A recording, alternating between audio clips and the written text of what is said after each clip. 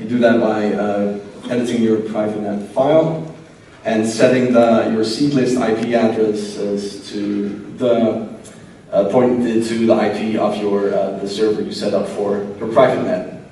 So you only edit it here, then run the command python3 prom.py-p, and you're in NeoPython and you're going to be syncing up with your private blockchain. Enough about me. So what is NEO? Well, NEO is smart economy. 它就是 Brink 呢，它目前有超过100家的合作伙伴呢，像三星、微软等等这样的公司呢。I'm very happy to finally tonight meet some of the developers of our community and connect faces to all these nicknames in Reddit and Slack and Discord today. I'm also co-founder of Nex. You're actually on video, so... Oh, okay. So you totally remembered we had contact. There are so many names that people DM me all the time, so it's a little bit hard. Oh, that's so fucking not nice from you. I mean, come on. He just forgot about me. How do you respond? I'm deeply sorry. Yeah, okay, that will do.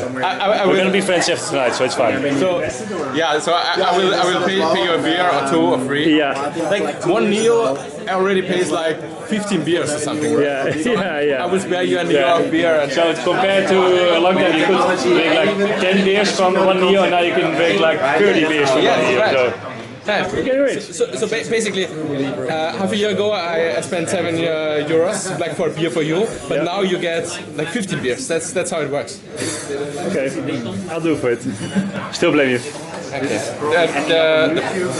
Reddit, right? Yeah. That's how it goes, right?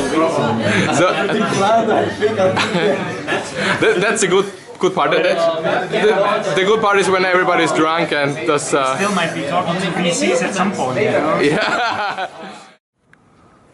So you were not aware of yourself? Yeah, in a way. Yeah, I think you could say that. Gestern, ich war umgeben von lauter so chinesischen Businessmen. Okay. Ja, und die alle ihre Projekte vorgestellt haben. Und es geht um Investment von Millionen Euro und ich habe das so kontrastiert, dass ich davor bin ich gesessen mit dem Writer and Musician und das war irgendwie es war sehr eigen. Also wir machen das auch, aber das ist eigentlich ganz nett, also wir haben nichts dagegen. Jedes Jahr das gleiche und niemand hat Lust drauf, deswegen schaut ihr auch niemand freundlich oder sowas.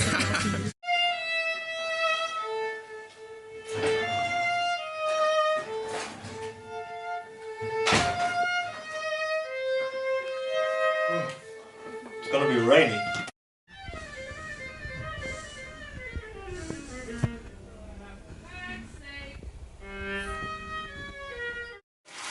I should catch some characteristic arguing of your... Characteristic arguing. You don't argue. When do we ever argue on it? Well, I was here for 3 days and it kind of felt like a lot of arguing. Yeah, but it was 3 special days. We just have open conversations. Yeah. That's it. We don't go to arguing. We just say what's on our mind. Hello, boys and girls. What you just saw were some personal impressions I got from the Amsterdam meetup, the NEO meetup that happened last week, where we had some speakers from big projects happening on NEO and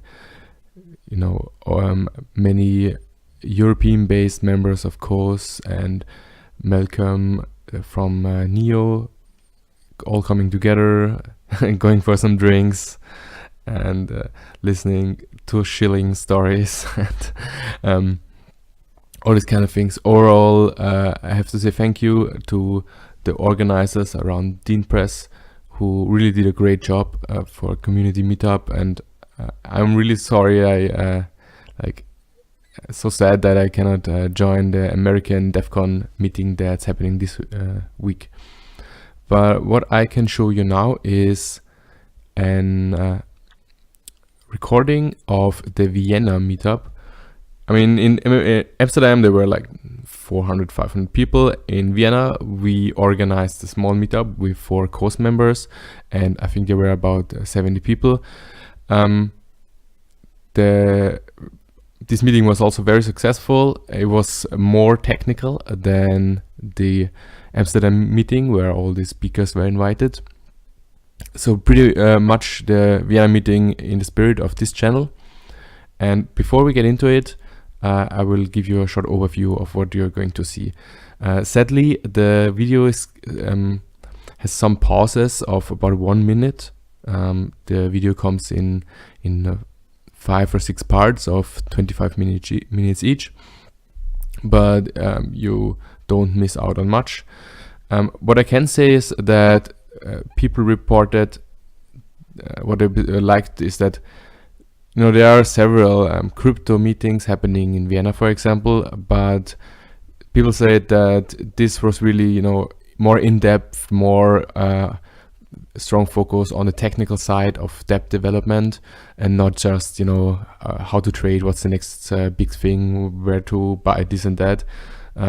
So we were really happy to provide that. I will just go through the slides. The video is actually split into 2 main parts, and I will post the other part in the second video, just to keep it, you know, under 2 hours.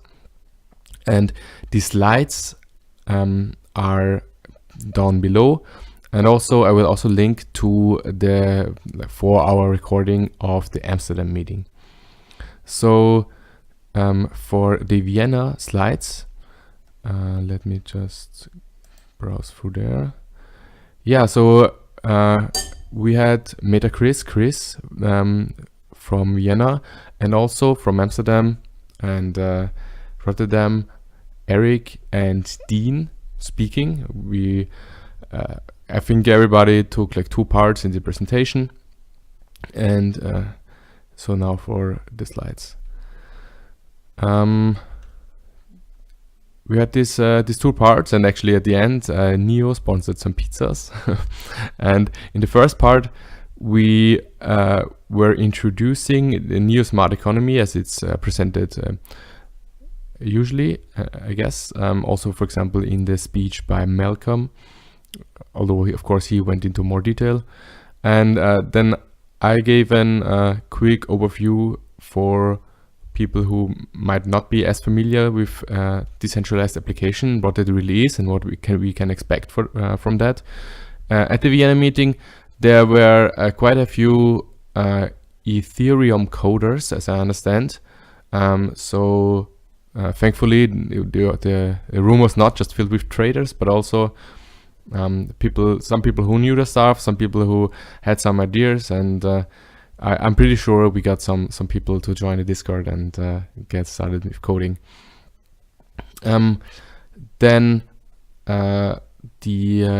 my 3 friends introduced the City of Sign and a lot of projects, and right after that we had the first Q&A session, and I would say the Q&A session was really successful. So there were some very good questions, and they were kind of asking the right questions, so we could fill in for the things that we were not like mentioning before, and we were filling some gaps and explaining gas. So if you might even find the let's say the first part of this video a little, you know, evident, check out the Q&A in this video, and also in the second one. In the second video we have actually more questions, because there were some, you know, terminal errors, and we took some questions in the middle, and again quite well technical questions, which I guess you would expect but are not necessarily mentioned so often. So very cool. Yeah, so in the second video we were actually going into some code. I started with presenting the storage Hello World program that I actually made a video on this channel before as well. And then I talked about the NEP5 token, what it is, showing the example contract in C#, the Amusify contract that I also discussed in this video series before. And then we went into Python. Deanpress gave the talk. He also presented in Amsterdam, as you saw at the beginning of this video, in this nice theater, which is all about licensing and how you actually use that in the terminal and how that looks like. Worth mentioning, also Chris spoke about Docker, and there are some new upcoming projects like NEO 1. Well, I will not go into detail now because you will have to look at the talk. And then finally, a short overview of projects that are happening right now on NEO, which included a bunch of projects also presented in the Amsterdam talk. Okay, so then without further ado, let's get to the recording of the Vienna meetup.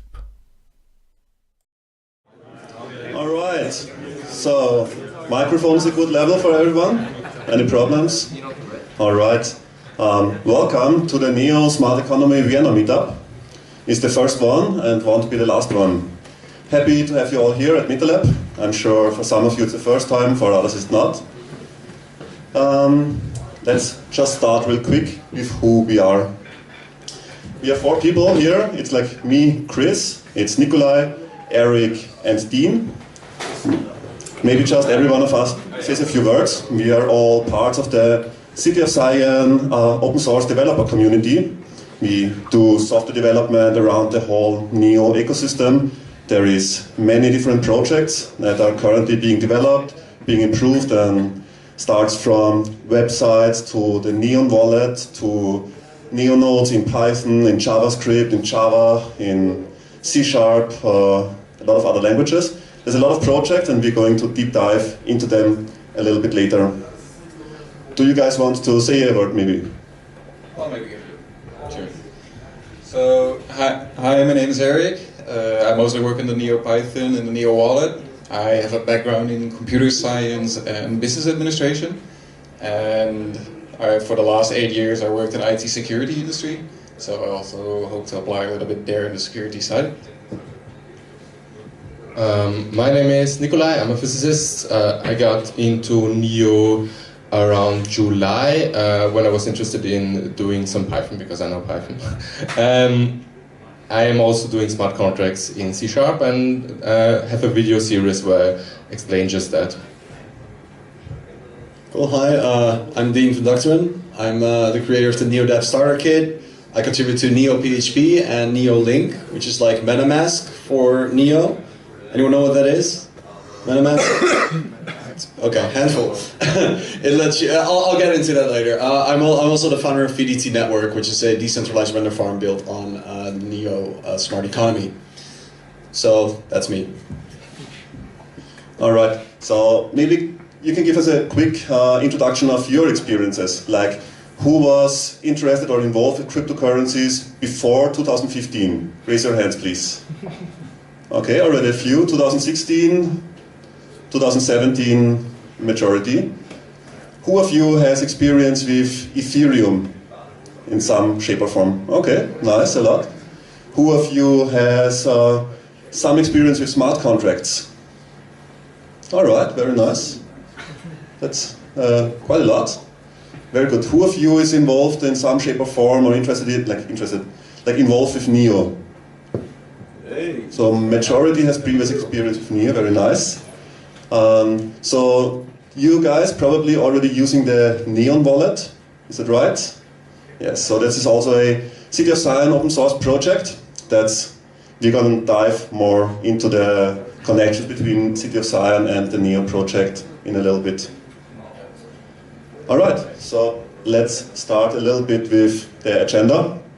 We're going to start real big picture with the NEO Smart Economy overview, then the NEO blockchain and the crypto parts. Then we dive into the City of Zion open source community and the projects. Then we make a short break, and then we do a more technically deep dive into smart contracts, D-apps, current competitions, projects that are upcoming, and so forth. And then we finish with open Q&A and discussions. All right, so let's get started with the NEO Smart Economy.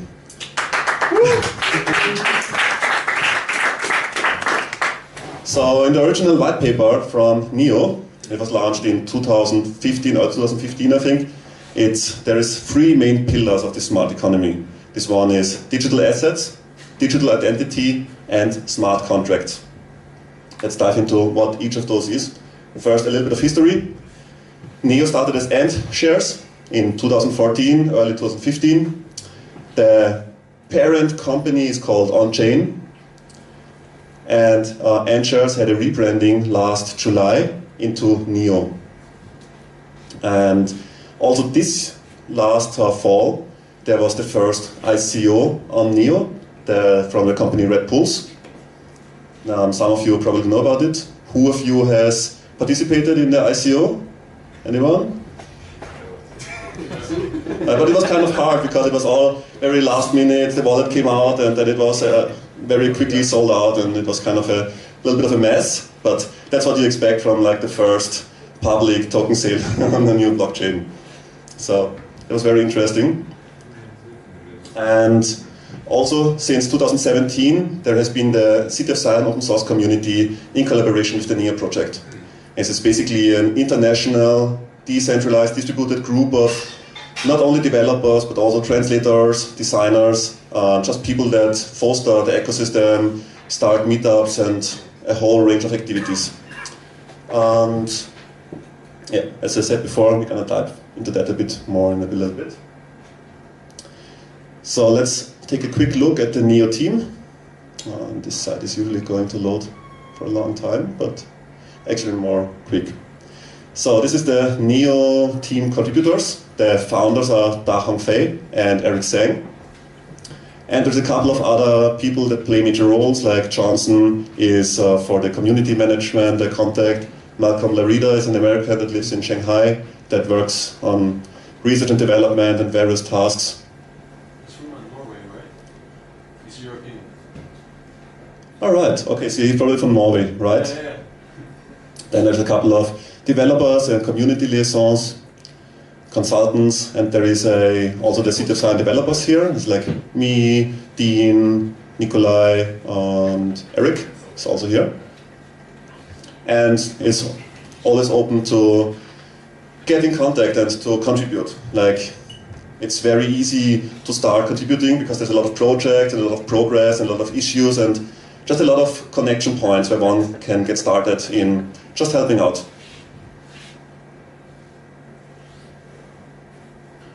So Erik and Dugteren are really the two ones that are in the driver's seat. They lead the direction of where NEO is going. There is a lot of upcoming projects. NEO is not only the blockchain, but a whole bigger picture of how to merge identity and assets, and a lot of new projects are coming out of that in 2018. So stay tuned. Just a quick deep dive. Digital assets is the vision of the NEO Smart Economy is to have legally binding assets they can put on the blockchain and transfer between users that are legally recognized. So for instance, you own a flat, you can represent that with a token or with a smart contract on the blockchain, and you can transfer this to other people in a legally binding way. This is one part of the smart economy idea. The other is digital identity, X509 compatible, which means like public and private keys, with a whole range of certification options from smartphone, face recognition, ID integrations. There is a lot to come if you want to have a official, legally verifiable identity on the blockchain, which is going to be required for transferring assets in a legally binding way. And the third one, where we are most familiar with, is the blockchain and smart contract aspect.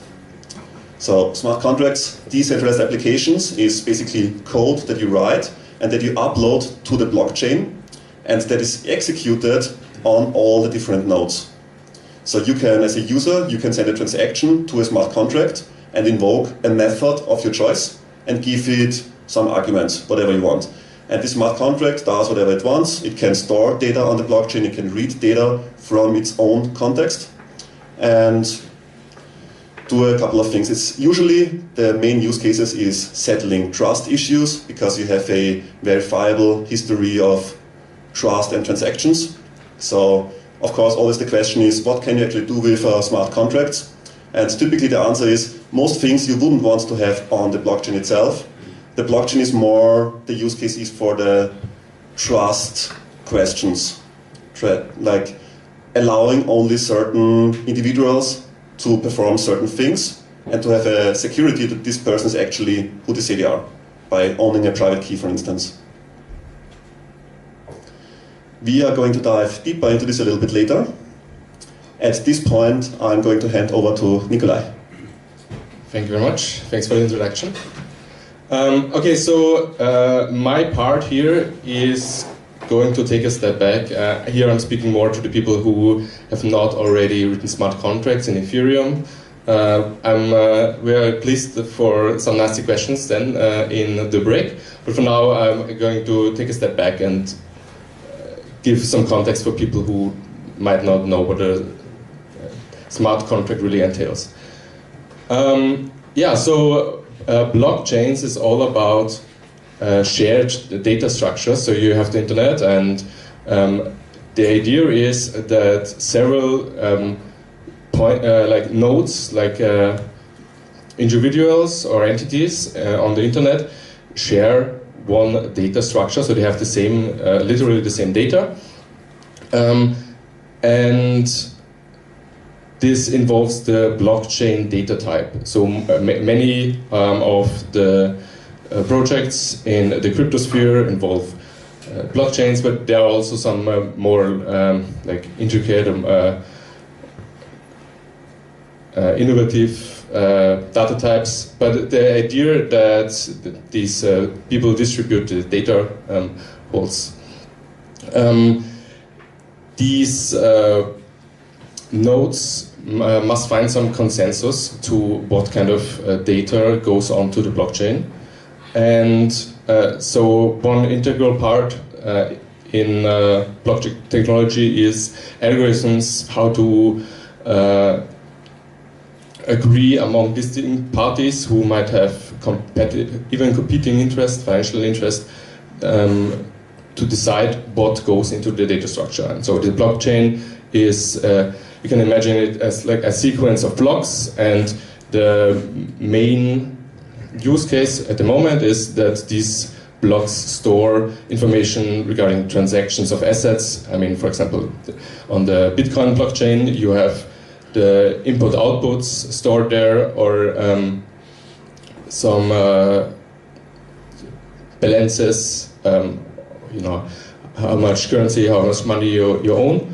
But that's not the only application. Let's say, Ethereum idea is that you can also store completely general computer programs in this data structure and use nodes which are capable to run them. And so, for example, on the Ethereum blockchain, you have a few languages that compile to a bytecode that the Ethereum virtual machine understands. And similar to how you would use centralized web applications, I mean, the user requests some computation on the server side, on another computer. Here in the blockchain sphere, the idea is that you create decentralized apps, which means that any user sends a query to the whole blockchain structure. The nodes with their virtual machines execute some contract that was previously deployed, and you get your results back. One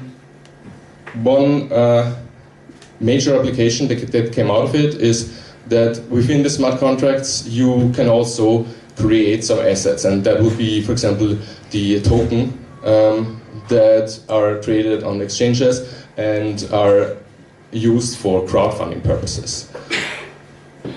Okay, so here you have the current top 50 CoinMarketCap blockchain projects, and you know the first one, Bitcoin, Ethereum, Ripple, and many of those, for example, Bitcoin, Litecoin, Monero, should be regarded as currencies in the sense that they can act as a euro substitute, as money.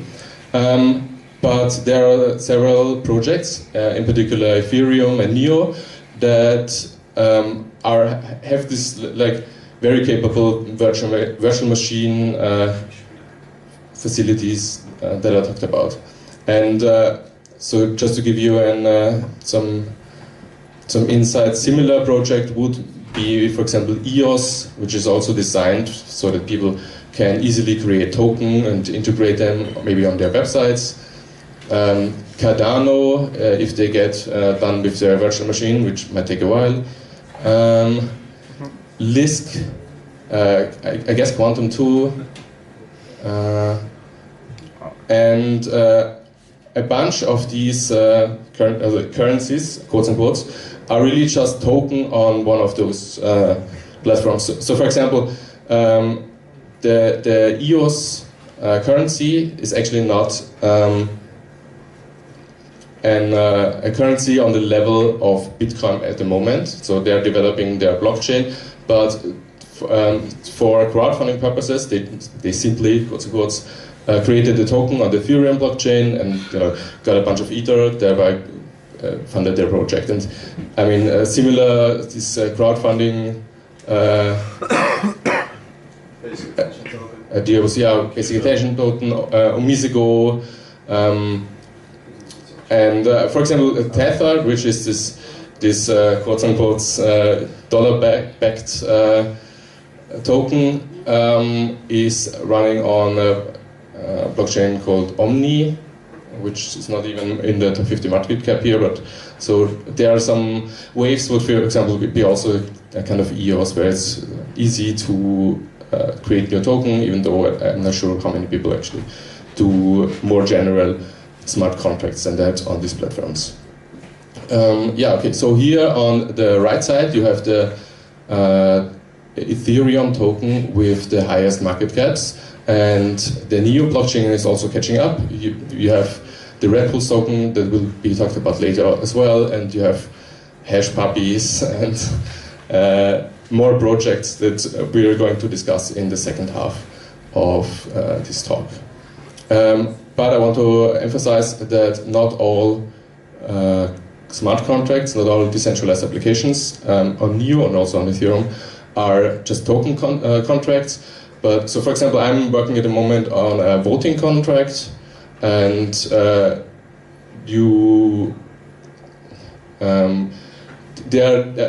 community is driven by some ideologically and capable people who try to take this decentralized aspect as far as possible. To contrast Ethereum and NEO a little bit, it's worth saying that Ethereum, at the moment at least, is implementing a consensus in a similar way than Bitcoin. Namely, you have this proof of work algorithm. They're transitioning to a proof of stake. NEO is quite different in the sense that the idea is not that you have an essentially arbitrary number of nodes that are on the same level, and not everybody can simply participate for the consensus. But at the moment, it's either led by some communities who run nodes, or the initiators at NEO themselves. And recently, a telecommunication network in Amsterdam took over a node. So if you have some more algorithmic technical questions regarding the differences, we can talk about this later in the questions. Okay. Thank you. So can I see some hands who are familiar with City of Zion? Anyone heard of it before? Oh, there's actually quite a few. All right, exciting. That's good. So as Chris already said before, it's a group of open source developers, not actually only developers, but also designers, translated. And the purpose of this group is to push the NEO ecosystem forward. and well, there's a specific structure to it and some support from the company above it, NEO. You can find the website of the City of Zion at cityofzion.io. All projects under the City of Zion label are on GitHub. Everything is open source under the MIT license. And we recently moved to Discord for support and questions. We're actually on the same Discord as NEO because we outgrew the maximum number of people we could handle on Slack. So we maxed out Slack and we had to move away there. So currently there's over 1,000 members in the Discord. So it's quite active. So the structure of City of Zion. So City of Zion has a relationship with the NEO mother company above it, or actually on the side you could say. There's a council of founding City of Zion members who have a governance ruling that help share a funding that they receive from the mother company to help progress the community or incentivize the community to contribute in progressing the NEO ecosystem. So if you contribute, let me go one forward. So there's some rewards for contributing to the NEO ecosystem distributed by the City of Zion. Right, so if you make a contribution regularly, anyone can join, anyone can give a contribution in whatever shape or form that moves the community forward. We registered these on a Monday. Then the council, which are 9 members, mostly founding members, they vote on the value of the contributions. And roughly about a week later, kind of depends on how busy they are, you get rewarded actually in NEO, which is kind of interesting. And I must say the rewards are pretty good. So it's I would say check it out. Roughly currently the budget went up, so they divide about $20,000 per week to whoever contributes. So the more you contribute, the more NEO reward you get. That's pretty cool.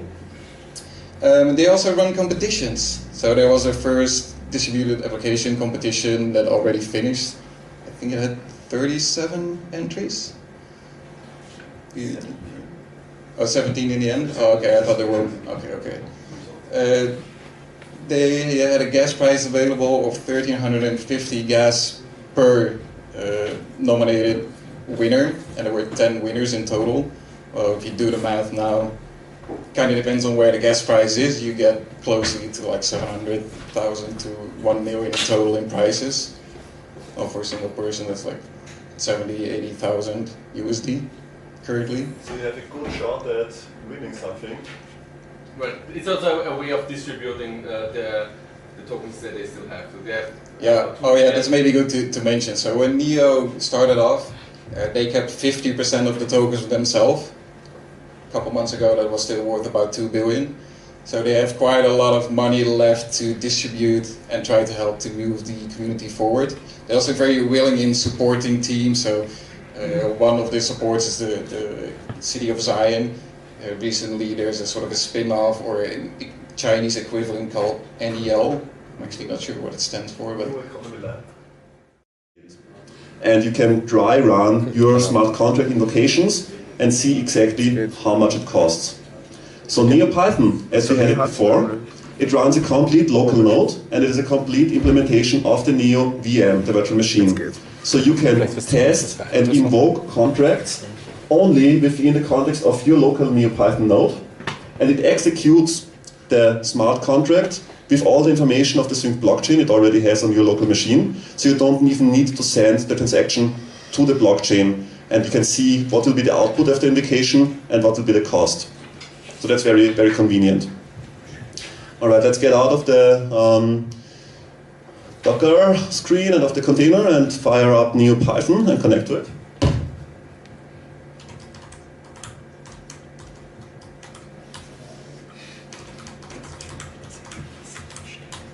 First of all, I probably had the blockchain database from a previous private network. You need to delete that because it's not gonna sync.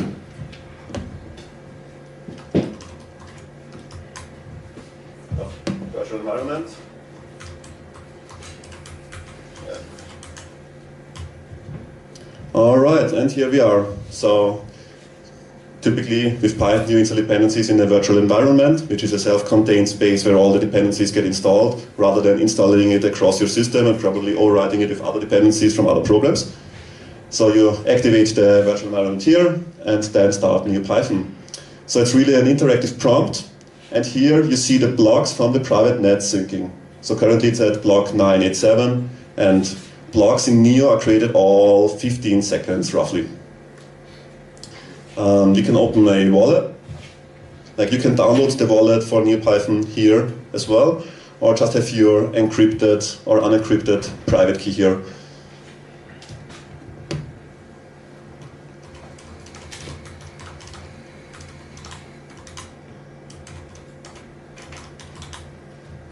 So the instructions on the Docker Hub tell you exactly this. You have to resync the wallet, because it's like one wallet for all releases of the Docker image.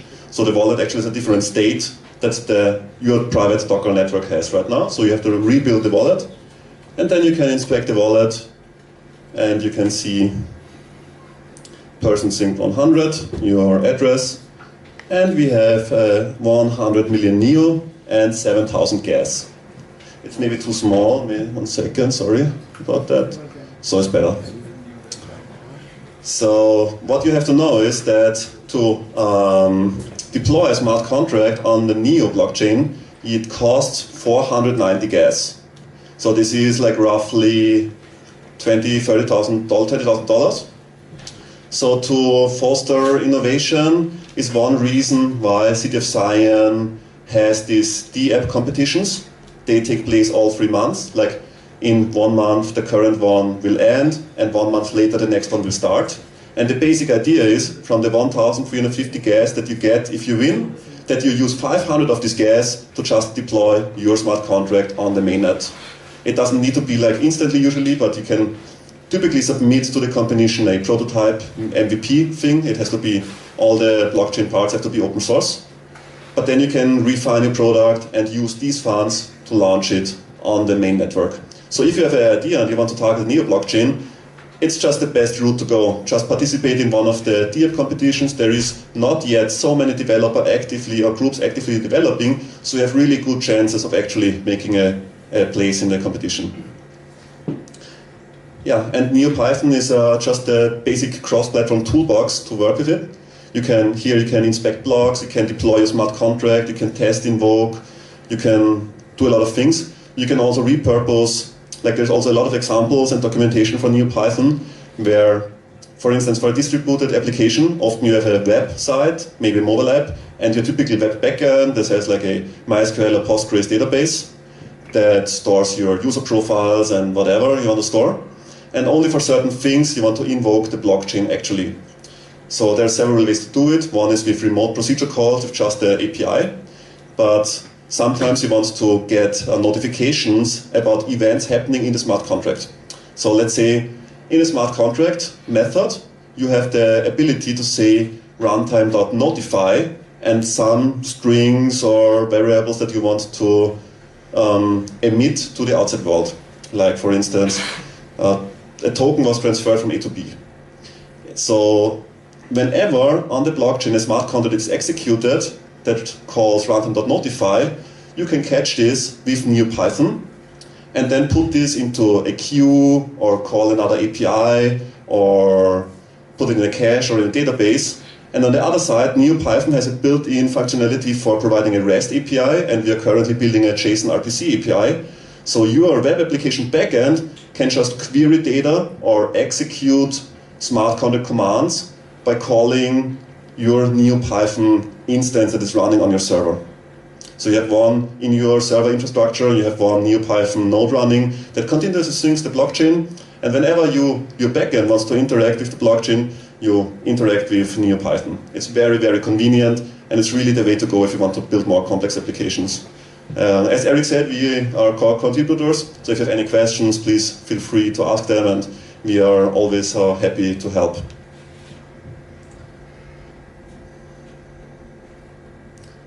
All right, I think that's it for the private network. I'm gonna hand over to Dean. All right, so NeoLink. So basically, when you're done with, or when you're developing a smart contract and stuff, the traditional method that you do when you test it yourself is basically you run it on your local server or with NeoPython, and you authorize that with your own private key.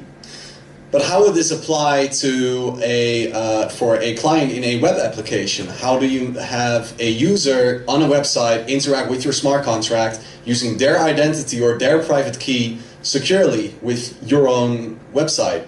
You're not going to ask a user for their private key. That would, that's a good way to lose all your assets, or NEO or gas or whatever. So basically, the solution that was built for Ethereum was MetaMask, and MetaMask is a browser plugin, and you can consider that as a client-side wallet for users. And it's directly on their own browser. So how that works is a user opens their plugin and they authorize the plugin with their private key. And they can save that and store that with a recovery code, with a password, all that stuff. So no one can just get into your browser and hack you or whatever.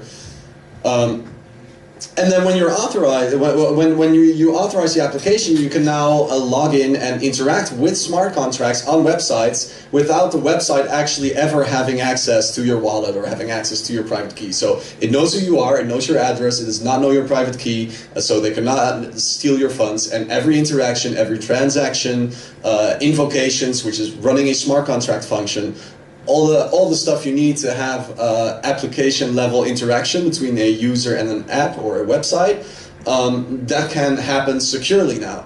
So NeoLink is the equivalent.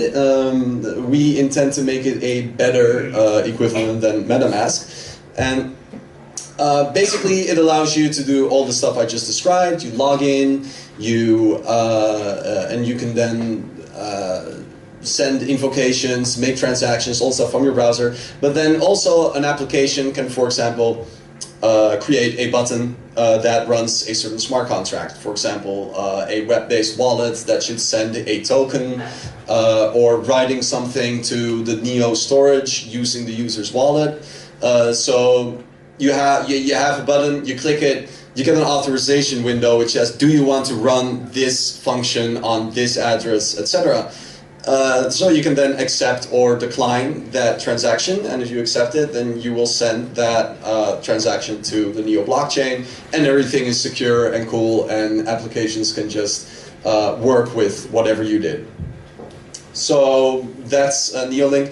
The NeoLink will also offer a bunch of easy-to-use functions, so you can, just as with any other JavaScript application, you enter a smart contract hash and a function that you want to execute, and you bind that to a button or whatever, and then every time the button is clicked, it will make that authorization request. So that is NeoLink. And now we're having a break. And a quick Q&A maybe right now. All right. All right, questions? Let's go, don't be shy. I have a question about NEO in general. How would you describe the role of the Hong 5 in NEO? Is he more like a CEO or is he more like an advisor?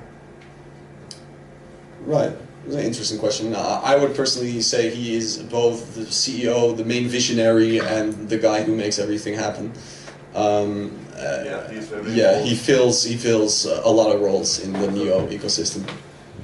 So maybe it's worth pointing out that there is the company on-chain, and Da and Erik, which is like their core programmer, they started off the NEO project, and so these are actually two entities. So there's this NEO Foundation where City of Zion gets the money from, and they are not even in the same office in a sense. So Da runs the on-chain company, and he started NEO. And since NEO is the currency that's out there and that's being traded, he gets invited and makes all the talks. So he's also the central figure of the foundation. But he runs a company, I guess for profit, and on chain, and NEO is one thing, and they are also supporting other blockchain projects like Ontology and so on, and have like people like Malcolm, the non-Chinese guy that you saw before, who is like more on NEO side than on the on-chain side, let's say.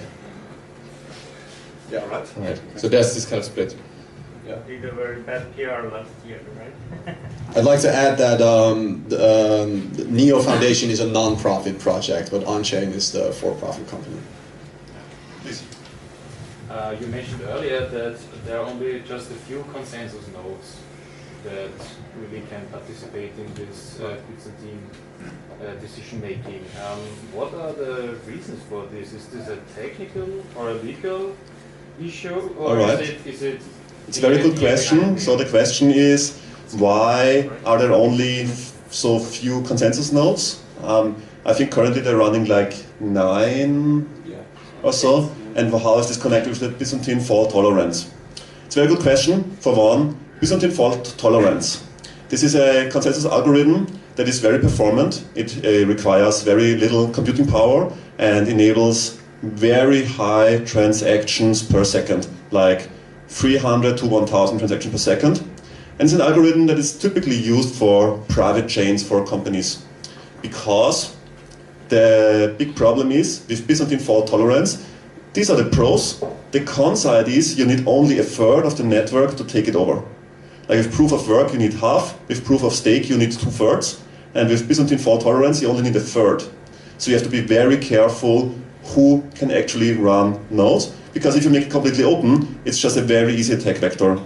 And there is currently several proposals that how to distribute the consensus algorithms and the consensus nodes.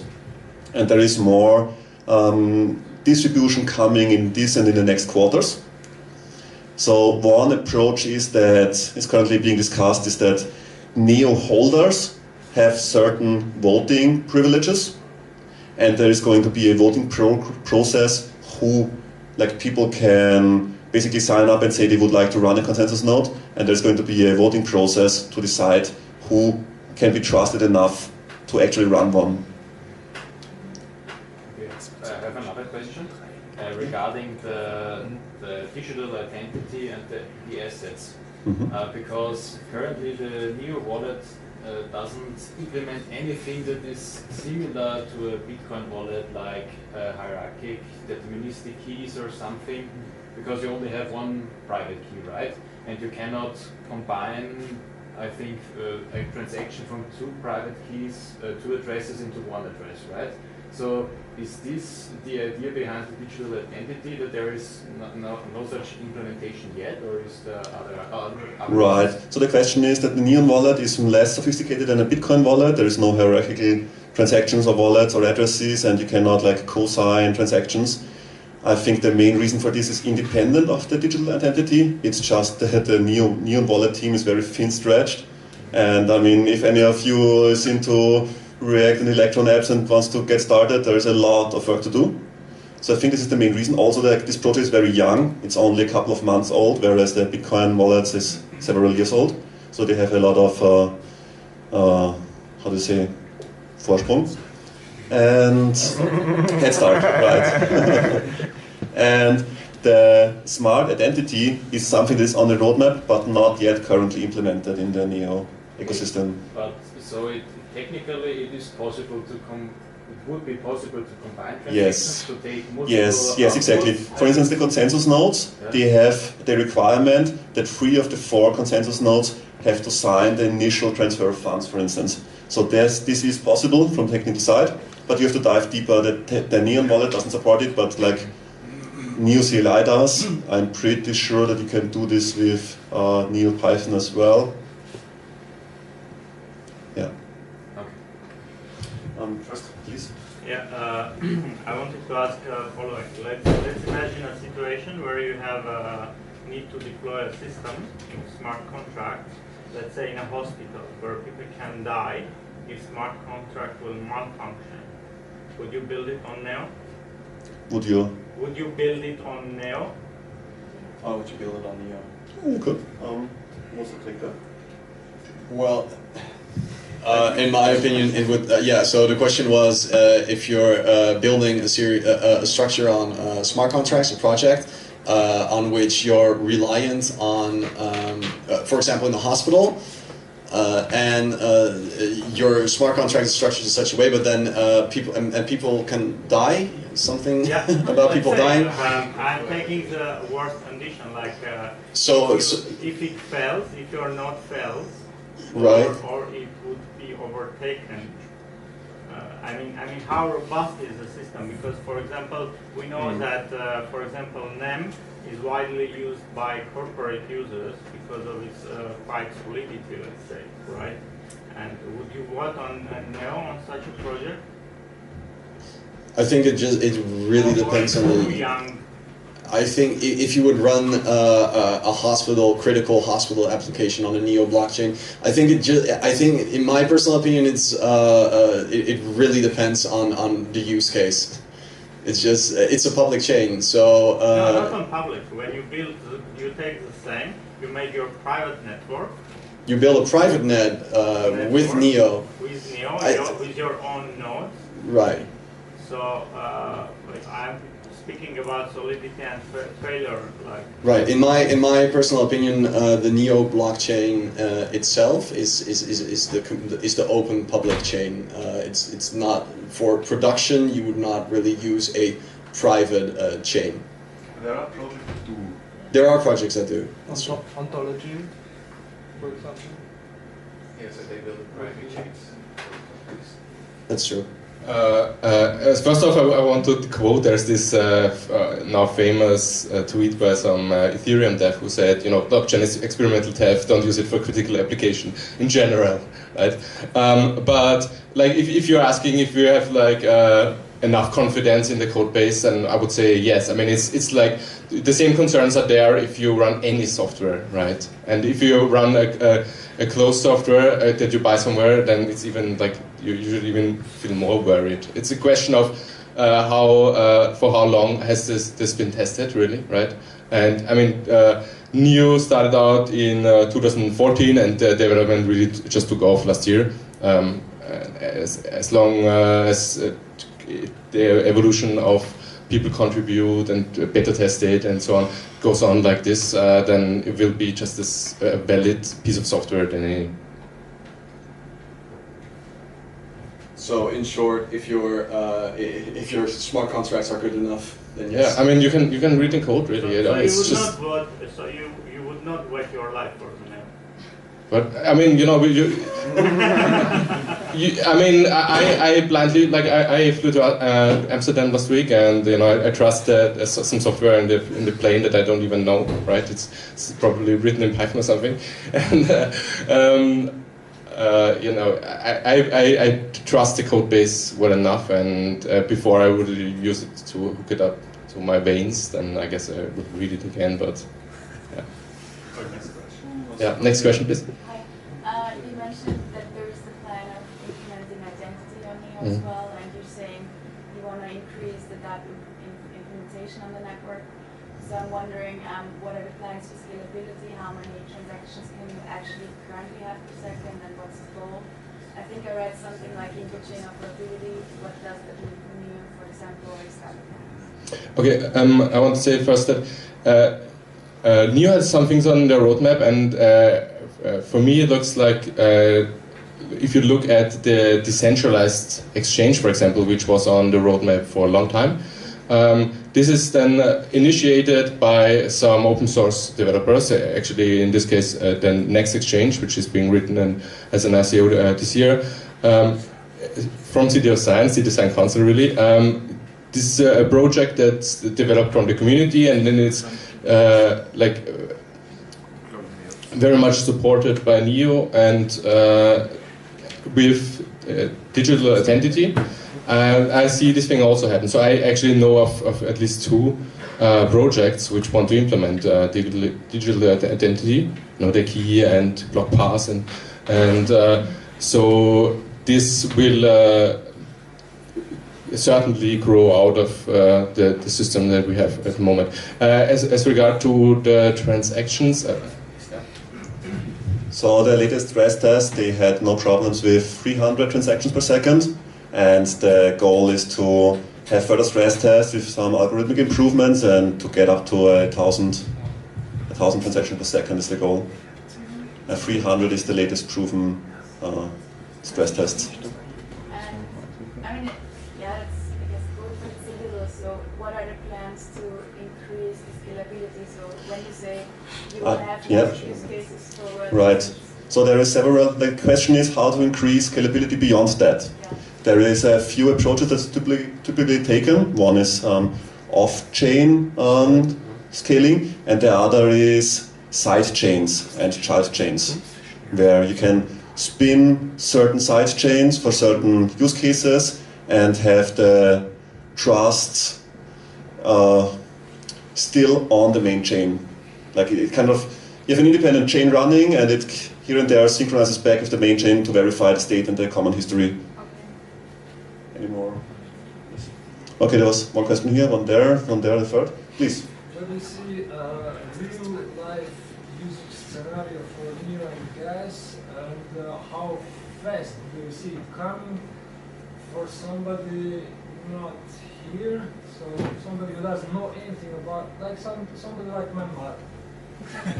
Where do you see her using it without even knowing it? All right. I mean, let's imagine your mother's in China. She would already use WeChat and order the taxi with WeChat and pay with WeChat. And that's probably one of the use cases that is coming very soon. Like the digital payments that are made electronically. In Europe, we are way behind. In China, if you go to any market and buy fish, you can pay with WeChat with your smartphone. Like a merchant is not a merchant if it doesn't support WeChat. In China, there's 1.3 billion people, and 970 million of those have a WeChat account. So I think this is one of the routes where ordinary users will interact with this kind of cryptocurrency payment systems very soon. These tokens and their own Net5 token. A lot of current ICOs did not accept gas, although the community has been strongly urging to just allow gas to contribute to ICOs because everybody wants to hold their NEO, generate gas and use this gas. And there is more pressure and upcoming ICOs that also accept gas. In addition, I think one of the reasons was also that the existing ICO smart contract template written in C# by the NEO China team, it only supports NEO exchanges out of the box. And most of the people, they just contracted an adaptation of this template. And now there's a new ICO template written in Python by the people from City of Zion that run the Neon exchange, this NEX, where an ICO is upcoming in this year, that they will build a really huge thing. And they released an open source ICO template in Python, which has built-in support for gas contributions. So I imagine that a lot of the upcoming community-driven ICOs will also accept gas. And then they collect the gas in their smart contract, and the people that hold the keys who deploy the smart contract can just collect the NEO and gas that has been contributed. I think it's also, it has been and it is a gradual process in order to get from NEO to gas. It also has to do with the value of gas and the amount and the total circulating supply. You know, you can't raise, theoretically, it's going to be bad for the ecosystem for an ICO to raise, for example, 10 million in gas if the value of gas and the total circulating supply is only 100 million in total. Then that person could theoretically own, or that party could theoretically own 10% of the gas in circulation at that moment. Would not be good as well. So it's a gradual process, and as the supply and value of gas increases as well, it's more suitable for ICOs as well. Yeah, by the way, so if you participate in the DApp competition and you write like 200 lines of code and makes you top 500 gas holder actually. Yeah, if you win. Yeah. Okay, so one last question. I think there was two, like one. Okay. Yeah. Please? Is the easy way to verify the smart contract I'm executing, or do I have to compile it manually and check it against the file code? The question repeat. So the question was, is there an easy way to verify the smart contract you are invoking, or do you have to compile it manually and verify? The answer is you have to compile it manually and verify, and then you can compare the hashes that your compilation outputs compared to the one that you're actually invoking. It's pretty much the same as in Ethereum, I think, even though like the Etherscan has kind of a built-in feature that links to the source code of the contract if it's, I think this is still a manual process. Anyone in the picture about how if this works in Ethereum? Please. Well, I mean, with Etherscan, you're basically just trusting that they did the verification correctly. So the developer will upload it to Etherscan. Etherscan will run the compilation with the exact correct compiler version, because of course it needs to be an exact match with all the right flags and everything. And then Etherscan will just tell everybody later that this is the correct source code. But of course, everybody that just looks at Etherscan and doesn't verify themselves, they fully trust Etherscan in this. Thank you. Oh, thank you. So developers upload their smart contract to Etherscan and they compile it and verify it. And I think this is one feature that is coming to NeoTracker and NeoScan as well. And if somebody wants to contribute on that, I mean, there's a lot of things to do. Yeah, and I just want to say that for the people who might not be like Ethereum hackers, that the way it works is like you write your smart contract in some language and compile it down to a code that can be executed by the virtual machine, and that's some instructions for the stack machine, and this gets associated with an address which is this hash, and we're talking about verification by this hash so that you actually know what kind of program you execute on the blockchain. And it will also depend actually on the compiler, depending what it produces for machine code. So is this last question from this side still answered already, or? All right, then let's make a 15 minutes break and then we dive into, sorry? Was there one more question before? Is NEO ever going to be divisible? Yeah. Well, yes and no. The yes part is the NEO token itself. It's a governance token. It represents a vote in the blockchain. And as you know, with regular assets and voting right tokens in the real world, the traditional ones, you can also not devise those. However, with the Neon Exchange, they are implementing a smart contract where you can send NEO tokens and gas tokens to, and it gives you back a NEP5 token, so like Ethereum's ERC20 token, it gives you back a programmable token, which is tethered to, so one NEO token equals one NEO X token, and NEO X token is the NEP5 token. So, and you can return those tokens back to the Neon Exchange, and that will give you back your NEO tokens, or someone else's, I don't know. Anyway, that token is programmable and it's divisible, and you can send it from one wallet to another, but it represents an NEP5 token. So if I receive half an NEP5 NEO token from one person and half from another, I will have one whole one, and I can then return that one back to a whole NEO token. Yes. That's it.